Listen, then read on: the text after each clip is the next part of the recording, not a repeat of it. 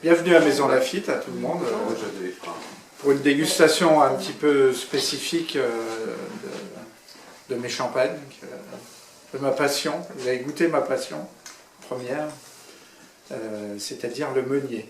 Le meunier, ce fameux raisin tant décrié, tant tourmenté dans toute cette Champagne et ailleurs aussi, malheureusement. Et moi, j'ai pris son parti il y a de nombreuses années, pour ne pas dire de nombreuses décennies, puisque j'ai commencé à apprendre à travailler ce raisin meunier avec mon grand-père il y a plus de 40 ans aujourd'hui. Alors ne cherchez pas d'indication sur mon âge, hein, ça n'a aucun intérêt.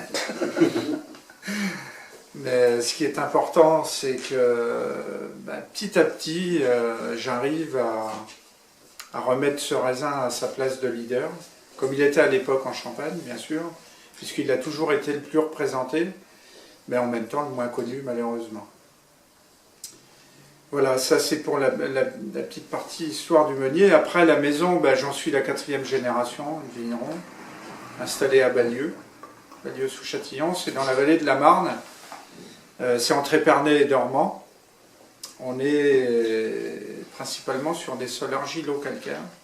C'est très important pour le meunier, il faut de l'argile pour du meunier, c'est hyper important pour toutes ces sensations gustatives. Voilà. Donc on est installé à Ballieu, on a sur cette commune 3,5 hectares de vignes, sur les 6 de l'exploitation aujourd'hui, et notamment 3 hectares sur un coteau qui est exposé plein sud et qui est vraiment à dominante argile et sous-sol calcaire, avec quelques petites variantes en sommet de coteau où le sous-sol c'est de la pierre, c'est du silex. Et ça confère à ce raisin meunier, à ce jus de raisin et à ce vin des notes d'épices douces et de poivre. Ce qui est très intéressant aussi. Et ça fait partie d'une cuvée chez nous qui s'appelle Bancionensi. Bancionensi, c'est le nom latin de Ballieu sous Châtillon. Et c'est un nom qui appartient à la maison Taillet depuis de nombreuses années. Il faut le savoir. Il faut le savoir, par contre. Ouais, c'est pas courant. Voilà. Donc, ma passion pour ce raisin, encore une fois, elle est entière. J'en ai même créé une association qui s'appelle Meunier Institut, il y a quelques années maintenant. Ça prend beaucoup d'ampleur, ça fait beaucoup de bruit en Champagne et en Europe et dans le monde entier, puisque aujourd'hui on parle de meunier, on ose parler de meunier. Chez nous, à titre d'indication, ça fait plus de 40 ans qu'on fait des cuvées à 100% meunier. La seule différence par rapport à aujourd'hui, c'est qu'avant on n'en parlait pas, on n'osait pas le dire. C'était tellement mal vu de faire des champagnes avec du meunier qu'on n'osait pas le dire. Bon, aujourd'hui, je peux vous dire qu'on ose le dire. Hein. On le crie haut et fort, d'ailleurs. J'ai pas besoin de vous dire que pour moi, c'est le meilleur raisin de la Champagne, bien évidemment. Bien évidemment. C'est vrai qu'il a quand même l'avantage d'allier beaucoup de caractères dominants et primordial dans le Champagne. C'est la souplesse, c'est le fruité. C'est quand même cette forme d'élégance qui est incontournable. Une finesse aussi, à partir du moment où les vins sont travaillés correctement, on allie des finesses qu'on ne peut pas obtenir sur les 2 autres raisins. Ça. Après, c'est mon point de vue, je le défends, je le prouve aussi, hein, bien sûr. Sur des cuvées milieu de gamme et haut de gamme qu'on fait aujourd'hui, on a des côtés finesse qui sont incomparables. Hein. Ça, c'est incontournable et c'est un de ses avantages primordiaux. Voilà. Sur cette exploitation, 80% de raisin meunier, le reste en chardonnay principalement et en pinot noir. Autre particularité, c'est l'âge des vignes, à 43 ans d'âge moyen. En Champagne, c'est pas courant non plus. Le plus vieille vigne est de 1902. Après, c'est le bois de Binson, cette vigne, qui est de 1956. Après les années 60, les années 80, et après plus rien. Plus de nouvelles plantations, sauf une parcelle en chardonnay. Puisque les plants de l'époque n'étaient pas très bons, donc on a décidé de l'arracher et de remettre des plants soi-disant plus appropriés. Encore que je ne suis pas tellement convaincu. Je suis pas pour les clones, pour les sélections miraculeuses avec des modifications génétiques et tout ce qu'on veut. Pour moi, la sélection, comme au Bois de Binson, c'est massal, c'est-à-dire physique, simplement. On assemble des bouts de bois, on les fait pousser, on les trie, c'est tout bête. On les trie, on prend les meilleurs, on les refait pousser, et ainsi de suite, pendant des années. Et puis on obtient une bonne sélection qu'on peut développer après par la suite. Voilà. Tout simplement et basiquement. Et on s'aperçoit qu'aujourd'hui, avec ce pseudo-réchauffement climatique, les vignes en sélection massale résistent mieux que les clones qu'on nous a fait planter obligatoirement, sinon on n'avait pas le droit à l'appellation, obligatoirement pendant ces multiples décennies. Voilà. On aimerait bien faire un petit peu machine arrière, c'est compliqué. À partir du moment où on veut conserver un vieux vignoble comme je le fais, c'est compliqué d'aller arracher des vignes puis d'en replanter en sélection massale. Après, il faut faire ça sur plusieurs générations, on y arrivera. J'ose espérer que mes descendants continueront et mèneront à bien tout ce que je commence. Enfin, tout ce que mes parents et mes grands-parents ont commencé. Pardon. C'est important. Se souvenir d'où on vient, c'est très important pour moi aussi. Voilà. Donc, c'est un peu comme cette sélection massale, c'est pour moi un cheval de bataille des années à venir, justement pour cette résistance et puis aussi pour la qualité de ces raisins et de ces vins qui en découlent. Voilà. Une particularité de notre vignoble, chez nous on ne met pas de désherbant chimique, on ne met pas d'engrais aux vignes. Si la vigne veut manger, elle a des racines, il y a du sol, il suffit de faire la relation entre les deux et puis tout va bien. Voilà. Donc on ne nourrit pas la vigne. Voilà, ça c'est important aussi, elle nous donne ce qu'elle veut nous donner. Globalement ça fonctionne très très bien. Depuis qu'on fait ce système-là, je n'ai pas vu une baisse majeure de récolte. Voilà, ça fonctionne toujours touchant du bois, il peut y avoir des accidents malheureusement. Mais ça marche globalement très bien. Et puis on s'est aperçu d'une chose importante pour moi, c'est qu'on a retrouvé le raisin meunier d'origine, c'est-à-dire un très petit raisin avec des petits grains, comme c'était à l'origine. Alors qu'en nourrissant cette vigne à fort coup d'azote et d'engrais multiples et variés, on va obtenir des très gros raisins avec des gros grains, mais gorgés d'eau. Alors que là, on est gorgé de matière. Voilà. Ce que je recherche aussi. Côté matière, des jus de raisin et des vins. C'est très important pour moi. La gourmandise naturelle des vins. Voilà. Ça, c'est aussi un des chevaux de bataille principaux. Voilà. Donc, vignoble très très vieux. Ça, c'est encore pas courant en Champagne. Aujourd'hui, à 25 ans en Champagne, on arrache des vignes. Même si les producteurs ne savent pas trop pourquoi, mais ils arrachent des vignes. Il faut en mettre des plants nouveaux, il faut faire des raisins et tout. Non, je ne suis pas tout à fait d'accord. On est dans une appellation contrôlée avec des quotas à imposer. Il faut faire 10 000 kilos. On n'a pas besoin de replanter des vignes tous les 25 ans pour faire 10 000 kilos de l'hectare. On n'a pas besoin de mettre 60 unités d'azote pour faire 10 000 kilos de l'hectare. Si on ne met rien, ça fait aussi 10 000 kilos de l'hectare. Donc cette année, un exemple très flagrant pour nous, j'ai des collègues qui ont fait des moyennes de 30 000 kilos à l'hectare, c'est-à-dire 3 fois la récolte imposée. Chez nous, on était entre 15 et 16 000, avec une année 2018 qui est quand même explosive, un petit peu partout dans le monde entier. Nous, on a fait une récolte raisonnable, voilà, sans pousser la vigne, sans la matraquer, sans la faire souffrir, sans aller puiser des réserves dans le sol qui sont complètement irraisonnables, et voilà. Donc c'est aussi ce que je recherche. Bonsoir. Bonsoir. C'est aussi ce que je recherche dans cette démarche un petit peu décalée du fait vraiment de ne pas faire comme les autres. Déjà, j'aime pas faire comme les autres. J'aime pas copier quelque chose sur quelqu'un. J'aime bien me faire ma propre idée avec si peu d'expérience que j'ai. Et surtout ce que j'ai appris sur le tas. Et puis tenter de le mettre en place. Je ne dis pas que c'est toujours évident. Il y a de temps en temps des couacs, ça arrive, comme tout ce qu'on peut faire dans la vie en général. Mais globalement, je pense que le résultat est à peu près cohérent. Et surtout ce que je recherche. Voilà, c'est ça qui est important. Voilà. Alors après, pour parler des vins, là aussi c'est un peu décalé aussi, puisque chez nous on fait beaucoup d'élevage sur lit total. Ça c'est quelque chose que j'ai découvert il y a quelques années. Après avoir fait des essais, de multiples essais, on s'est aperçu que laisser les vins de meunier sans y toucher sur des lits, sur leur propre lit, ça n'avait que des avantages. On va, très basiquement, je ne vais pas rentrer trop dans le détail, on va aller créer une micro-réduction qui va contrer une oxydation. Alors, schématiquement, c'est comme ça.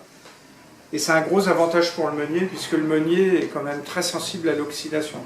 Ça, c'est son défaut majeur. Si vous mettez du jus de raisin meunier dans une cuve et que vous n'arrêtez pas de le pomper, de le changer de cuve, c'est aussi valable pour un fût ou une cuve inox ou une cuve émail, n'importe quel récipient. Si vous n'arrêtez pas de le pomper, de le changer, le filtrer, de le passer au froid, de faire toutes ces techniques modernes un petit peu déstabilisantes pour le vin, vous allez vous retrouver avec un vin hyper oxydé. Vous allez être obligé d'ajouter beaucoup de sulfite pour contrer cette oxydation. Malheureusement, aujourd'hui, on n'a que 7 outils en main pour aller contrer une oxydation des vins et des jus de raisin. Donc, autant éviter les oxydations et puis réduire cette dose de SO2 qui, même si à la base c'est naturel, c'est quand même... c'est pas ce qu'on fait de mieux, quoi. Donc, essayons d'en mettre un petit peu moins. Eh bien, c'est tout bête, pour en mettre moins, il faut moins oxyder. Donc, chez nous, quand un jus de raisin il est dans un récipient, eh bien, il reste dans ce récipient jusqu'aux assemblages l'année d'après. Voilà. Et on ne touche à rien. Là, depuis les vendanges, aucune opération, pas de soutirage, pas de pompage excessif, pas de filtration avant assemblage, rien de... On laisse les vins tels qu'ils sont. Voilà. Ça fait partie des innovations depuis quelques années. Il y a une innovation aussi importante chez nous, c'est le mode de pressurage, qui là aussi est complètement décalé. C'est pas ce qui se fait dans tout le reste de la Champagne, puisque j'ai mis au point mon propre système de pressurage, et j'ai même été jusqu'au fait de le déposer d'ailleurs, ce qui fait beaucoup de bruit en Champagne, puisque on est quand même dans une appellation contrôlée, et aller déposer un système de pressurage, je peux vous dire que ça remue un peu dans les instances. Mais ils n'ont pas été capables de le faire, donc moi je l'ai fait. Voilà, tout simplement. Alors là aussi c'est assez basique, c'est pas la peine d'aller se torturer l'esprit. Il faut juste réfléchir quand on écrase du raisin, pourquoi on l'écrase comme ça. Avant c'était pourquoi on l'écrase comme ça, parce que la législation nous dit qu'il faut l'écraser comme ça. Moi je ne suis pas tout à fait d'accord. Je me dis il faut peut-être réfléchir un peu plus. Et puis se poser des questions, notamment cette question, pourquoi on doit écraser du raisin? Ça c'est assez simple, c'est parce qu'on doit extraire du jus. Donc jusque-là tout va bien. Après, mais pourquoi on l'écrase comme ça et pourquoi on n'essaierait pas de l'écraser comme ça? C'est des questions qu'on s'est posées avec mon œnologue, avec qui je travaille depuis 28 ans quand même, donc c'est là aussi une longue histoire de travail. Et on a fait des essais pendant une grosse dizaine d'années, on a fait des essais, et puis on est arrivé à dire que sur un pressoir traditionnel, comme on a chez nous en bois, à écrasement vertical, donc c'est le côté traditionnel du pressoir, à chaque fois qu'on va écraser du raisin, il arrive un moment où il y a une saturation, c'est-à-dire que tous les grains sont imbriqués les uns dans les autres, et le jus ne sort plus. Alors on a deux solutions, soit relever et faire une retrousse, c'est-à-dire reprendre les extérieurs et les remettre au milieu pour refaire un gâteau assez rond et réécraser une nouvelle fois, ou alors augmenter la pression. Alors augmenter la pression, c'est pas judicieux parce que on va quand même fragiliser la peau du raisin, on va fragiliser le squelette du raisin, on va extraire des jus herbacés, donc on fait une retrousse. Voilà. Alors nous, on s'est dit, à chaque fois qu'on fait une retrousse, on doit changer de jus. C'est plus la même cuvée. Ce qui est logique puisque on a fait une opération sur le raisin, donc on ne va plus obtenir le même jus. Alors on en a déduit la chose suivante, c'est qu'on fractionne en 4 fois, puisque en moyenne on va faire 4 trousses. Donc on fractionne en 4 parties au lieu de 3 parties. La législation nous impose de faire des cuvées et des tailles, Donc on respecte cette législation, on fait des cuvées et on fait des tailles.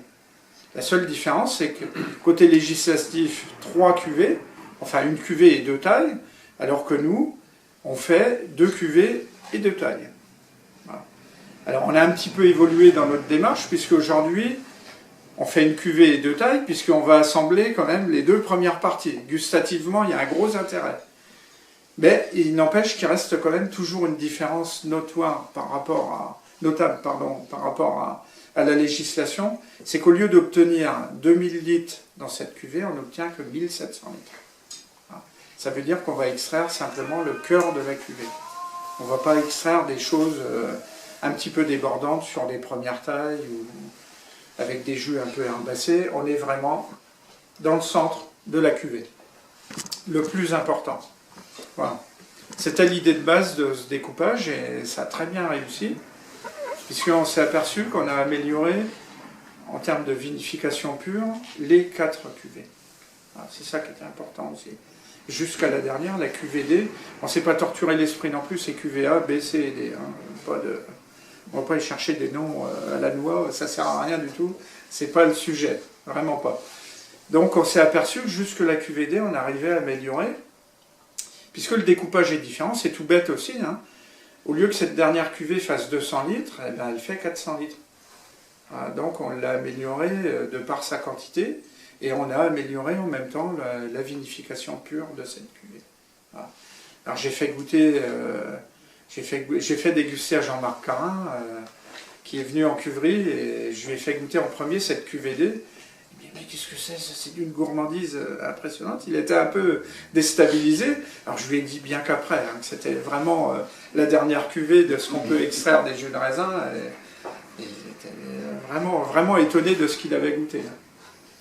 Voilà, c'était vraiment le but de cette modification du pressurage. Et donc je l'ai déposé à l'INPI et 3 semaines après, nos instances locales ont créé une commission pour modifier le système de pressurage en Champagne. Voilà. C'était le résultat que je voulais obtenir. C'est pas le fait de déposer et d'en faire de l'argent, ça ne m'intéresse pas du tout. Je voulais simplement leur faire prendre conscience que un jour ou l'autre, il faut peut-être modifier des choses, il faut peut-être se pencher sur le fait de dire ça serait bien qu'on évolue un peu. Et donc là, cette commission travaille pendant X années, on a encore du temps devant nous. Tant que ça se mette en place, il y a 2 générations qui seront passées. Mais bon, ça c'est un autre problème. Et ils vont quand même, ce qui est important, c'est quand même qu'ils vont se pencher sur le fait de changer le pressurage en Champagne. Et c'est vraiment ce que je voulais. Donc c'est une très grande réussite pour moi. Voilà. Revenons un petit peu au vin. Donc l'élevage du lit est important, comme je vous l'ai... Sur lit, pardon, est important pour moi. Alors, il y a aussi une chose importante, c'est qu'il n'y a pas de règle, il n'y a pas de généralité chez moi. Tous les ans, on part d'une feuille blanche, on réécrit l'histoire. Il n'y a pas une année qui se ressemble. Si on prend le cas 2017-2018, sont quand même très contradictoires ces 2 années. Donc on ne peut pas faire la même chose. On a fait des choses en 2017 qu'on n'a pas fait en 2018. Bon, je ne veux pas trop entrer dans la technique du vin, mais c'est vraiment 2 années très particulières. Avec des avantages, des inconvénients. On ne peut pas dire que 2018 est complètement supérieur à 2017. Nous, on a l'avantage sur le coteau sud de Ballieu en 2017 d'avoir fait des grands vins, parce que c'est un coteau sud, c'est un coteau qui a séché rapidement avec l'action du soleil, tout à l'inverse du coteau nord, qui est vraiment de l'autre côté, vraiment en face. Et on a rentré des choses extraordinaires en 2017. On a rentré des choses aussi extraordinaires en 2018, mais avec un désavantage, c'est ce degré un petit peu trop important en 2018. Avec cette chute d'acidité importante aussi. Bon, heureusement, les pH ne sont pas très élevés, donc gustativement, ça va se rééquilibrer. Mais j'ai pas peur de dire qu'on a fait des très belles choses en 2017 qui seront sûrement supérieures à 2018 sur le même coteau. Alors que 2018 est, d'après ce que tout le monde dit, une année très exceptionnelle. Je trouve ça très... C'est magique, hein. Enfin, nous, on sait quand même. On est sur le terrain, donc on sait comment ça se passe. Voilà. Bon, il n'empêche qu'on a fait quand même des choses magnifiques. Le bois de Binson, par exemple, qu'on goûtera vraisemblablement tout à l'heure, après. La première vigne qu'on a vendangée le 25 août 2018, avec un potentiel d'alcool de 10,5 et une acidité à 7. Pour une année comme 2018, c'est juste extraordinaire. C'est vraiment le summum de ce qu'on pouvait obtenir de cette année. Bon, après, ça s'est pas trop amélioré, mais bon, on a fini avec des degrés de 11-15 de moyenne, mais seulement avec des acidités qui sont quand même beaucoup plus basses. Et ça, c'est un peu plus inquiétant que le bois de Binson. Je me fais pas de soucis sur le bois de Binson. Alors justement, en parlant de ce bois de Binson, on a innové cette année en termes de fermentation alcoolique, puisque avec ma démarche viticole de plus en plus naturelle, tout ça sans être bio, hein. Attention, je refuse ce système bio d'aujourd'hui, et on peut dire aujourd'hui, on le dit et on le prouve, qu'on est moins polluant qu'un bio aujourd'hui. Après, on ne va pas entrer dans la polémique, parce qu'il y a des pour, il y a des contre. La seule différence, c'est que nous, on le prouve. Voilà. Est-ce que tu peux détailler un peu ta démarche naturelle que tu nous avais expliqué? Eh ben, ma démarche naturelle, elle est toute bête et toute simple, hein. Pas d'engrais, hein, c'est-à-dire pas d'azote en intrant, sous forme d'intrant, pas de désherbant chimique, on fait du labour mécanique sous rang, de l'enherbement central, naturel, là aussi, on ne va pas semer des choses, hein. Ce qui doit pousser dans un sol défini pousse. On a du trèfle dans les vignes, on a du raiggras, on a les herbes multiples et variées. Ben, si ça doit pousser là, il faut laisser faire des choses, hein. Là aussi, il ne faut pas se torturer l'esprit. Essayer d'aller contrer une nature qui décide ça. Si la nature dit mon sol il est comme ça, je dois faire pousser cette herbe, ben, c'est tout, on la coupe comme les autres et c'est tout, hein, voilà. Donc ça, c'est déjà une grosse partie du travail naturel, encore une fois sans être bio. La seule chose qu'on utilise aujourd'hui, c'est des produits de synthèse. Mais vous savez tout comme moi que demain, les bio vont utiliser des produits de synthèse aussi. Donc on va quand même les rejoindre, assez vite d'ailleurs, hein, puisqu'il y a quelque chose qui fait polémique aujourd'hui, c'est le cuivre dans le système bio. Et le cuivre, pour moi, il est vraiment contre nature, puisque moi, je recherche vraiment une vie microbienne des sols. Et le cuivre, malheureusement, neutralise à 100% la vie microbienne des sols. Alors je me pose toujours la question suivante, c'est comment peut-on dire qu'on est bio et qu'on n'a pas de vie microbienne dans ces sols? Voilà. Ça, c'est la question majeure que je me pose. Alors que moi, je ne suis pas bio, et j'ai une vie microbienne dans mes sols qui est extraordinaire. Un tout petit exemple, 1340 vers de terre au mètre carré. Je ne sais pas si ça vous parle. C'est juste débordant. La moyenne, ce serait quoi en Champagne? La moyenne en Champagne, c'est dans les 600 à 700 en gros. Maximum. Dans les sols matraqués de chimiques, c'est 500. Entre 4 et 500 même. Les sols où il y a eu 30 ans ou 40 ans d'empreintes chimiques, c'est à peine 500. Or, le ver de terre est le garant d'une terre qui respire. Le ver de terre, il est là pour de multiples choses. Moi, j'ai tout appris sur le ver de terre avec toi. Hein. Ah, tout, non, j'en connais qu'un petit morceau du ver de terre. Je pensais pas que c'était aussi important. Juste des choses importantes, c'est qu'il mange et il digère sa longueur par jour. Et tout ça vers le bas. Donc ça veut dire qu'il va mélanger les sols vers le bas. Quand on ouvre un sol chez nous, il n'y a pas de strass bien découpé, hein. C'est un mélange d'argile, de calcaire. On voit qu'il se passe quelque chose, hein, quand on ouvre les sols, évidemment. Hein, puisque les vers de terre de surface ne sont pas les mêmes que ceux qui sont en dessous, et encore ceux d'en dessous, et ainsi de suite. Hein. Mais on ne va pas délimiter une zone d'argile avec une zone de calcaire en dessous. Non, c'est un peu le bordel. Tout ça, c'est un peu mélangé. On voit qu'il y a du blanc en dessous et du marron très foncé en surface. Ça, c'est tout à fait normal. Mais c'est très mélangé. Et le but de ce travail du ver de terre, c'est l'aération du sol. La décomposition de la matière aussi, bien évidemment. Hein. Mais on a des sols qui sont très aériens. On peut creuser à la main dans nos sols sans difficulté. Ben, vous le verrez si vous venez. Cette prochaine fosse pédagogique, où on essaie de réunir un grand nombre de viticulteurs pour leur montrer quand même que le sol vivant, c'est hyper important. Pour certains, sur la dernière qu'on a faite, ils étaient un peu ça marche comme ça? Ben oui, évidemment que ça marche comme Donc, ça. en fait, pour expliquer, tu vas faire une coupe On va dans faire ton une terrain. coupe d'un sol, avec un engin mécanique aujourd'hui, on ne s'en met plus à la peine, hein, il faut évoluer aussi. Et puis on va analyser ce qui se passe, et puis faire des comptages de vers de terre, prendre des températures de sol, prendre des pH de sol. Bon, malheureusement, la prochaine, au mois de janvier, on ne fera pas tout ça, parce que l'expert qui s'occupe de tout ça ne peut pas être là. Hein, mais visuellement, c'est aussi important de découvrir ce qui se passe dans un sol. Et puis aussi de sentir une terre qui sent bon la terre. Hein, contrairement à quand on ouvre à côté dans des sols matraqués ou chimiques où ça sent le soufre, hein, ça sent l'ammoniac, ça sent... On est obligé de se sauver d'ailleurs, tellement ça pue. Là, c'est quand même une différence majeure.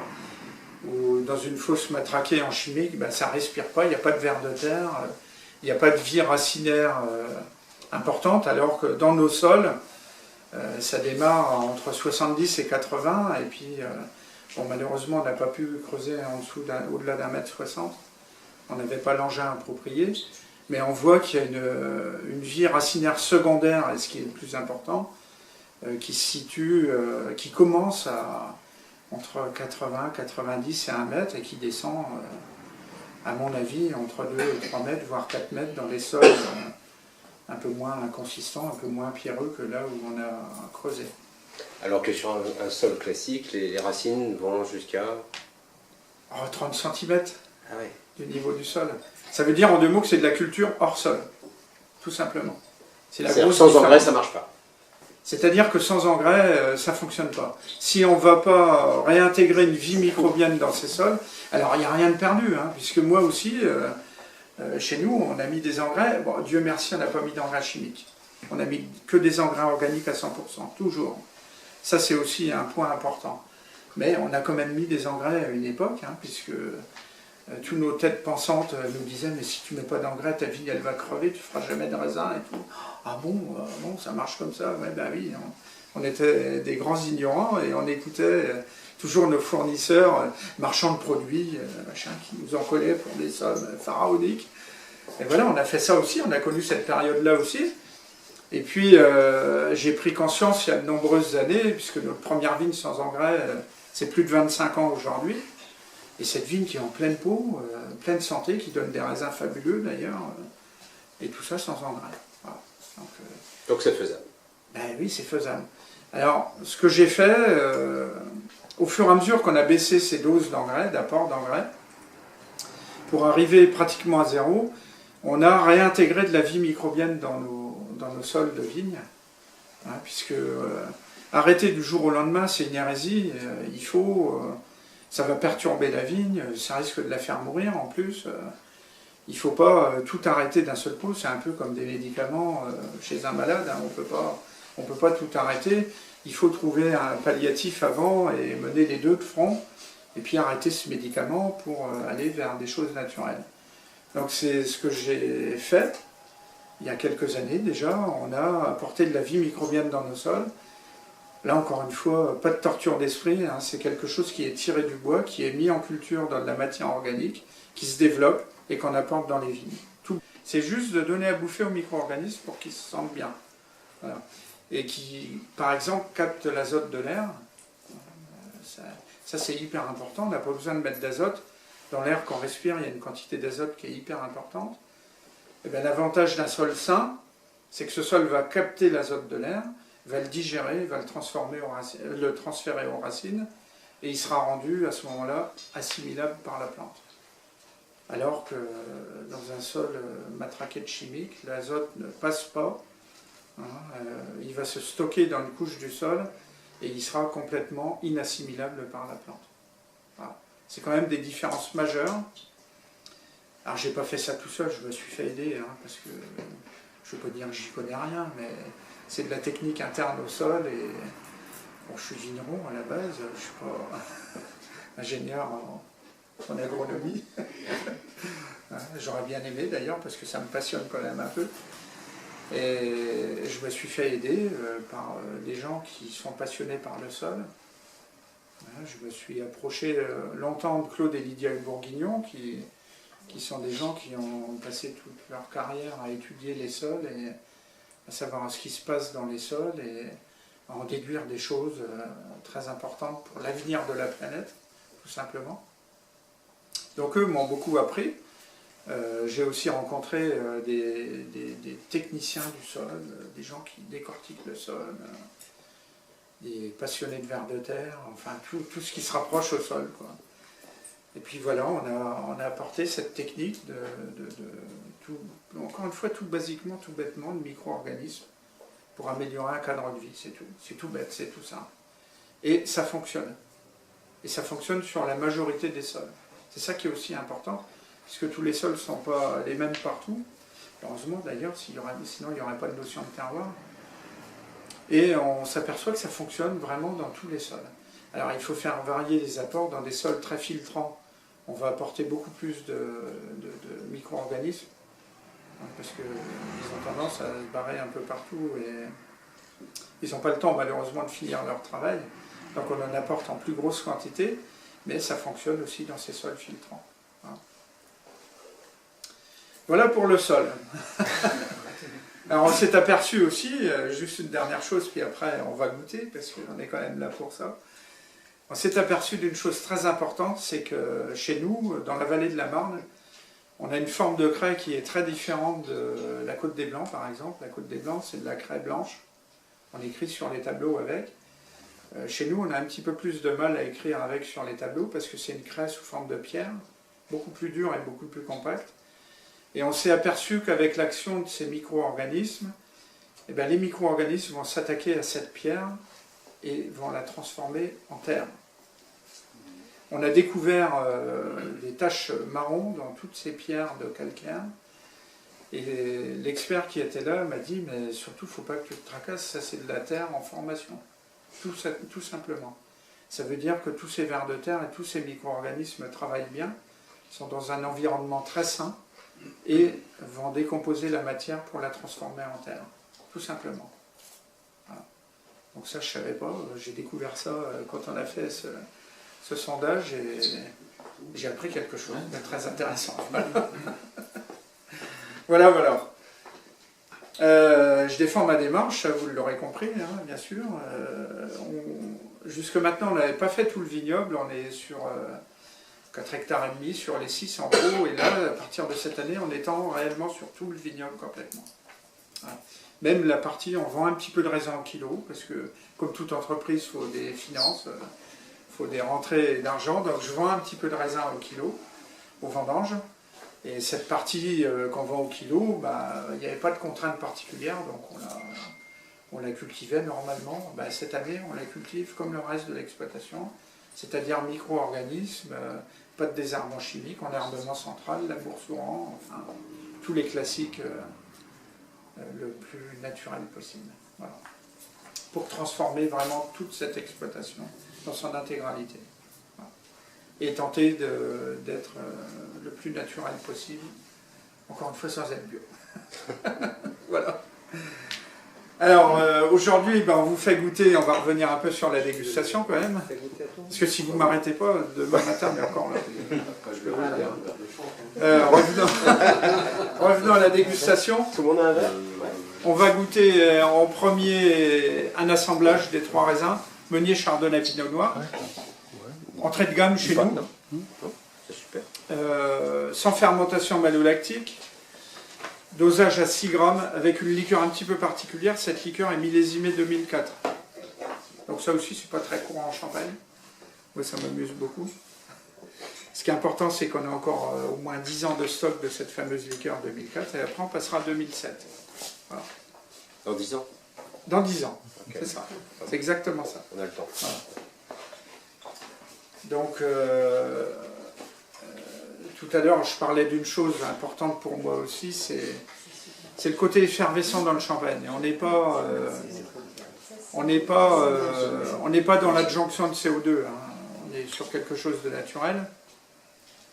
Juste à titre d'info, sur le bois de Binson et sur Bancionensi, 2 cuvées cette année, vinification 2018, levurage naturel. Hein, c'est-à-dire qu'on est sur des levures indigènes. les levures contenues dans la peau du raisin naturellement. Et plus ça avance dans le temps, plus on ira vers l'élaboration des vins chez nous sur des levures indigènes. Puisqu'on n'apporte plus rien sur nos sols. Eric. On a... Il est là, mais moi je suis déjà sur l'autre. Puisqu'on n'apporte plus rien sur les sols, on ne nourrit pas la vigne, donc on se retrouve avec une vie microbienne importante, on se retrouve avec des sols sains et vivants, donc on se retrouve avec des levures naturelles du raisin qui sont très efficaces, de plus en plus efficaces.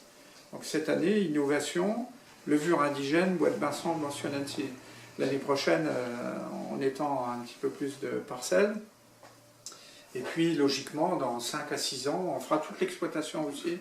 C'est-à-dire qu'on n'aura plus recours à des levures extérieures, du levurage de laboratoire, hein, puisque c'est comme ça, même si la souche mère vient du raisin, c'est quand même une culture de levure.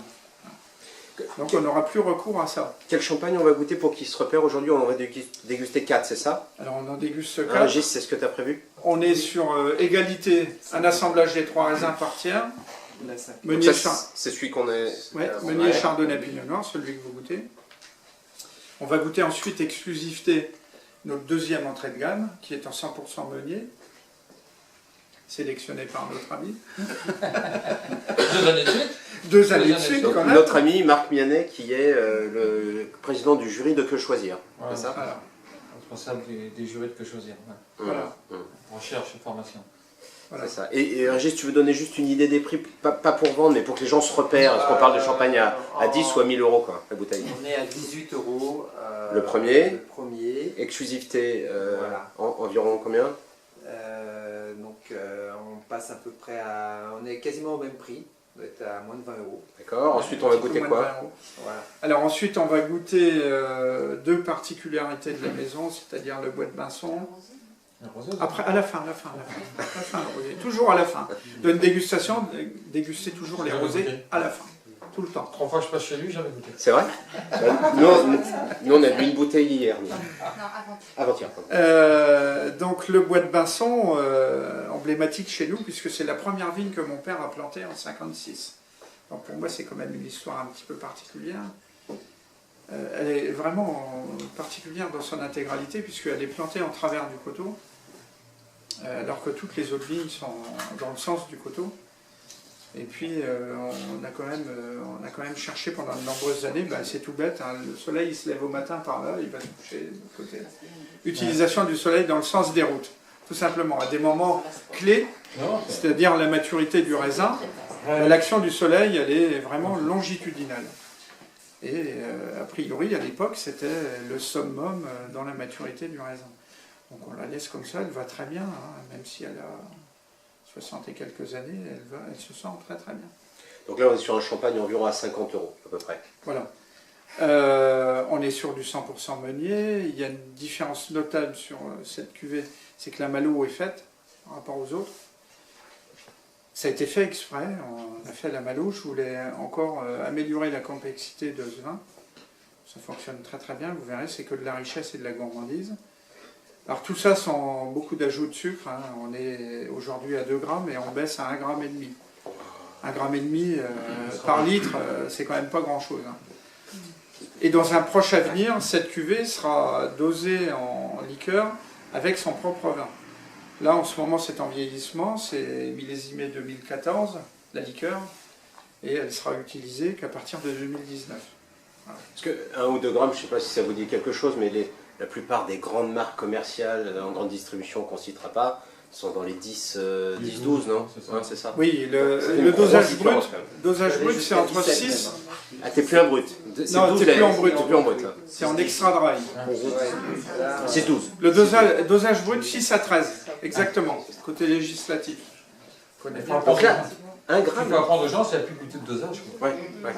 Parce qu'avant, quand on regarde dans l'histoire, on goûtait le dosage jusqu'à une période extrêmement récente. Ouais, et nous, on a fait tout un travail sur le jury de dégustation que je faisais pendant 1 an pour les déshabituer à goûter le dosage.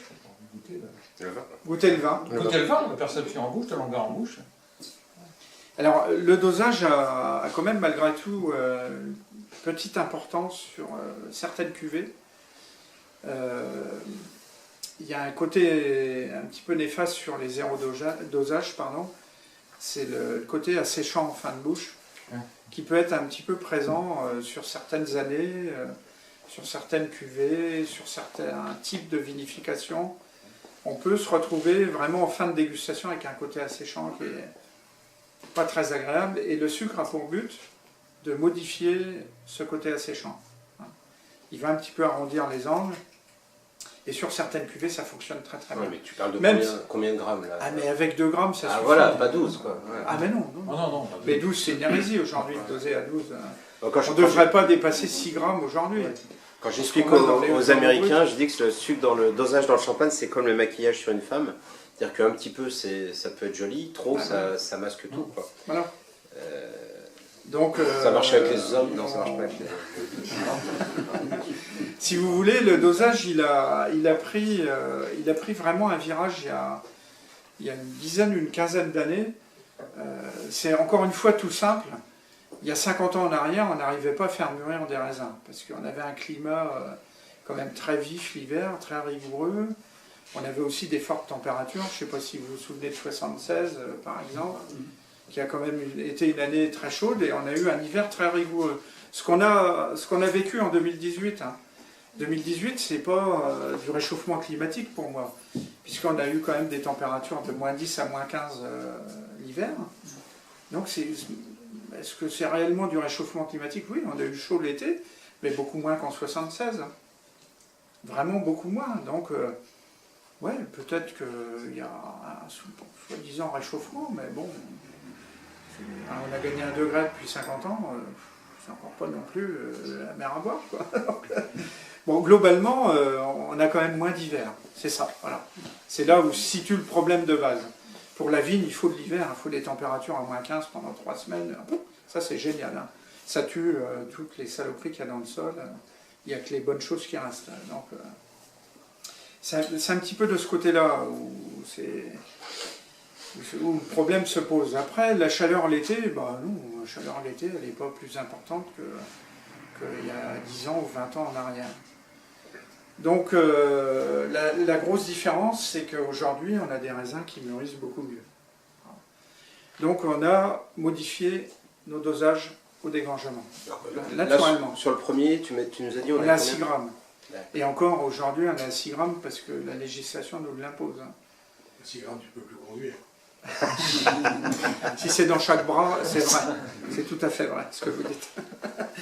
Mais moi, je vais vous le dire très simplement, on n'apporte pas 6 grammes. La législation nous l'impose, mais on ne met pas 6 grammes. On va jouer sur les sucres réducteurs. Il y a toujours une partie de sucre réducteur dans les vins. Donc on apporte en moyenne entre 3,5 grammes et 4 grammes.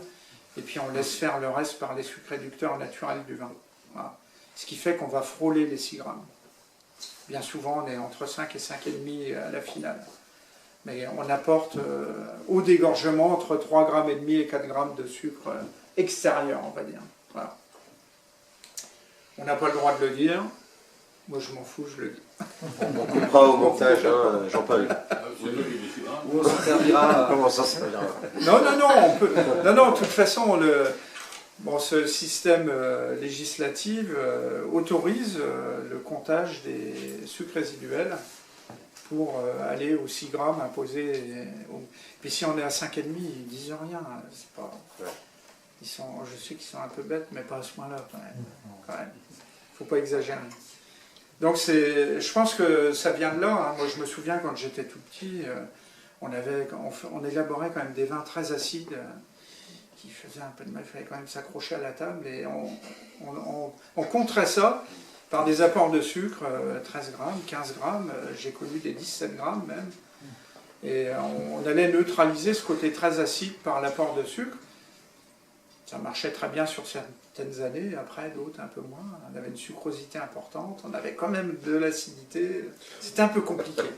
C'est vrai qu'aujourd'hui, ça va beaucoup mieux au niveau des dosages. Ça sent bien fondu, quoi. Ça sent c'est bien fondu, c'est le but. Hein. Quand on apporte du sucre, l'important c'est qu'il soit fondu dans la masse. Voilà.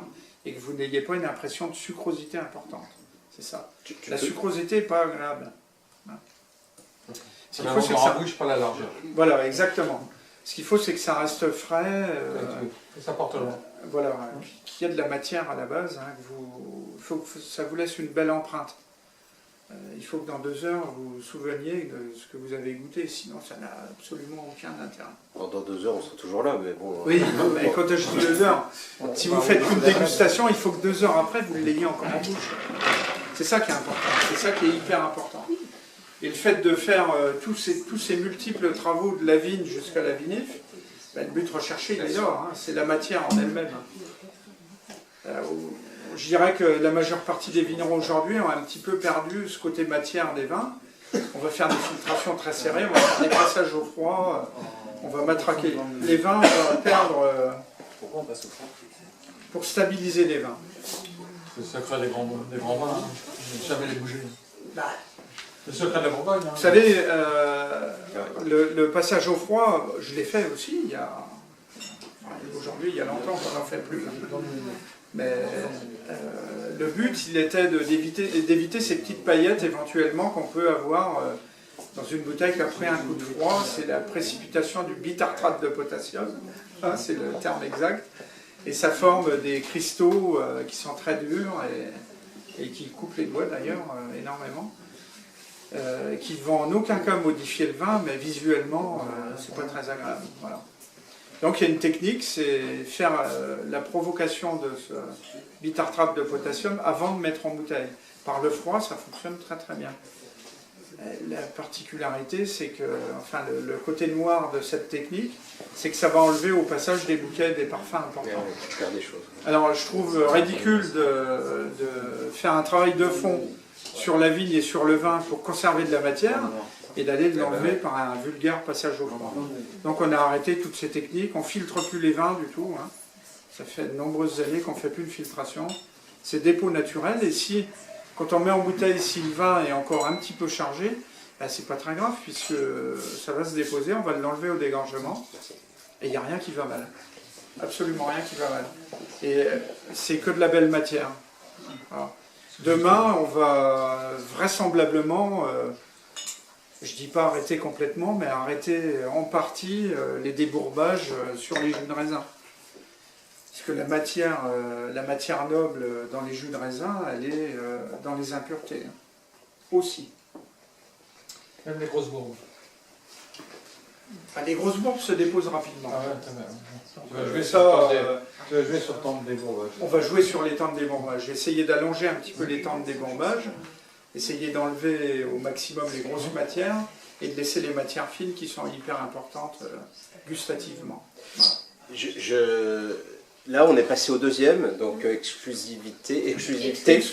Pas de i. On est en... Non, pas de i. C'est donc un 100% Pinot Meunier qui n'a rien à voir avec le premier qui était bon. Meunier tout court. Ah, Meunier toujours. Oui. Tout Le court. raisin Meunier est un cépage à part entière et on l'appelle Meunier tout court. Alors que le premier, Champagne, est un assemblage. Donc c'est intéressant, peut-être tu nous expliques la différence entre les deux parce que ça change.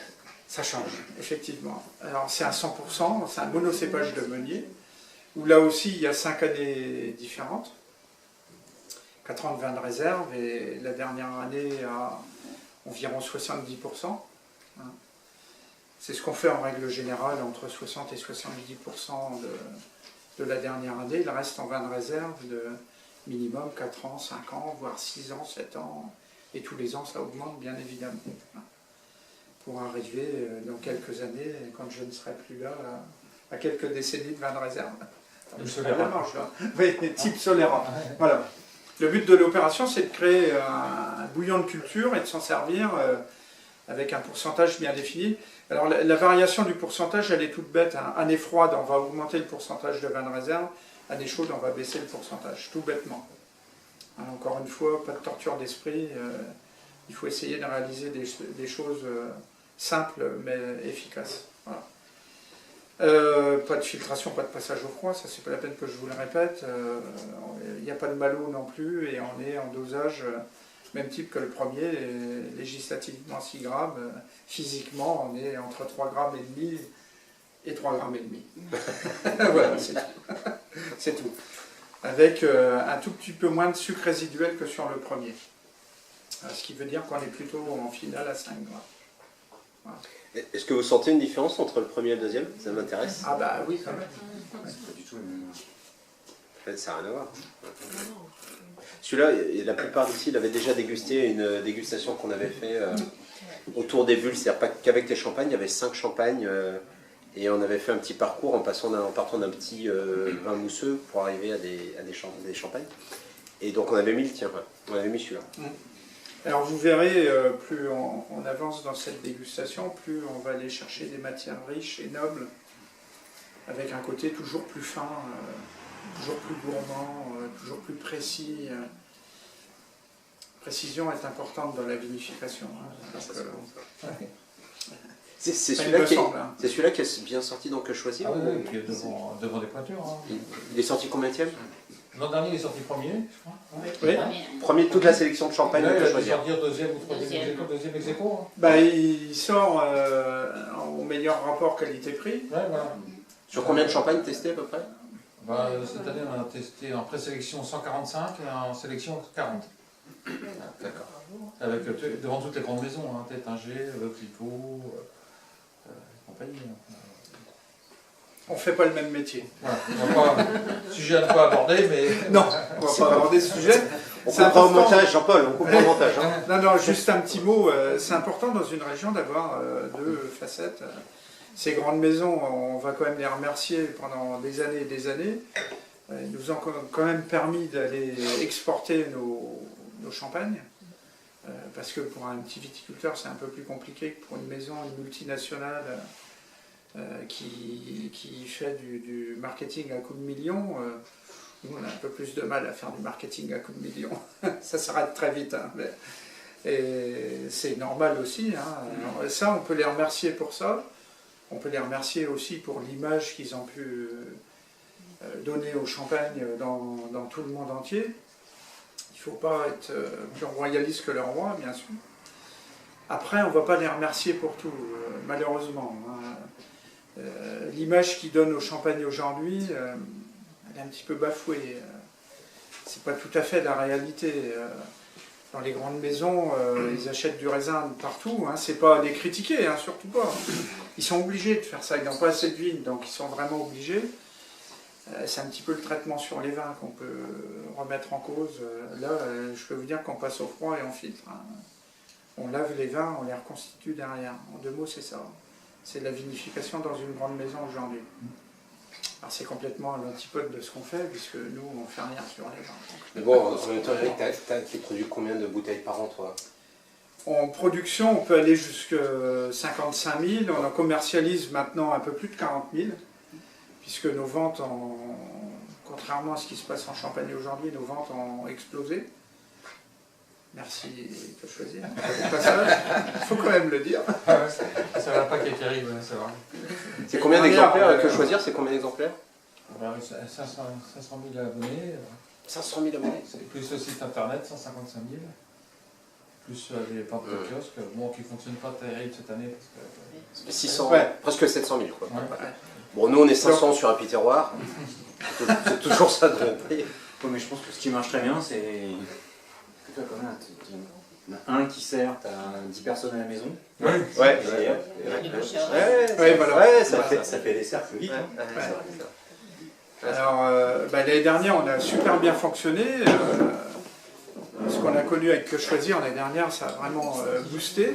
Ça nous a permis de rencontrer des potentiels clients un peu partout d'ailleurs. Ça, c'était vraiment le bon côté.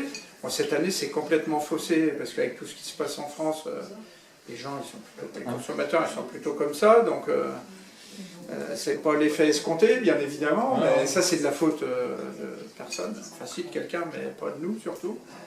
Et voilà, donc ça ne sera pas une année de référence, malheureusement. Ça fonctionne bien, hein, mais ça n'a rien à voir avec les Mais non, l'année, on a bon. L'année dernière, ça a renvoyé. Hein, L'an dernier, et puis bon, on fait attention parce que bon, en général, si ça sort très très bien, c'est 40 000 bouteilles en décembre, 40 000 bouteilles en janvier. Ah ouais. Et là, Ouais. tu ne pouvais pas suivre, donc on a réparti un peu Ouais, publicités. moi, on n'a pas suffisamment pour... De très bon vite. C'est Et une bon, petite à maison, on se donc, renouvelle aussi parce que bon,